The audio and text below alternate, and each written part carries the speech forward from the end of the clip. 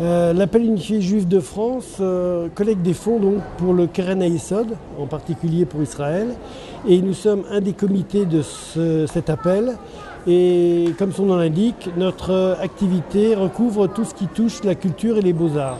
En particulier, nous organisons des ventes caritatives régulièrement au profit de programmes des écoles de l'espoir, qui sont des programmes d'aide aux enfants en difficulté en Israël. Le label École de l'Espoir regroupe plusieurs programmes d'aide donc aux enfants en difficulté en Israël. Et ces programmes sont divers. C'est du soutien scolaire, des villages d'enfants, l'apprentissage d'une profession avant la fin des études pour que les enfants en difficulté puissent, dès la sortie de l'école, rentrer dans la vie active et progresser ensuite au sein de l'entreprise. Et nous organisons pour cela donc des ventes publiques régulièrement dans les grandes maisons de vente en France. J'ai souhaité, quand j'ai pris mes fonctions de président, agrandir un peu l'activité du comité par la création d'un club Beaux-Arts qui propose à ses membres une vingtaine de sorties hebdomadaires culturelles, c'est théâtre, cinéma, exposition, toute une pléiade de sorties. Et pour un don relativement léger, ça leur permet de participer à toutes ces sorties.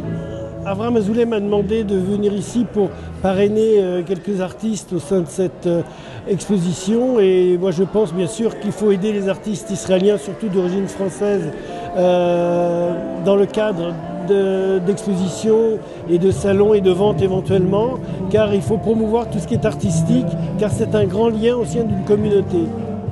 Certains artistes, effectivement, qui sont à cette exposition ont tout à fait leur place dans nos ventes, comme par exemple Pinchas ou Pinkas, qui a déjà participé à plusieurs de nos ventes et c'est très bien vendu. Et actuellement Dan Groover, auquel je crois énormément et qui va participer à la prochaine.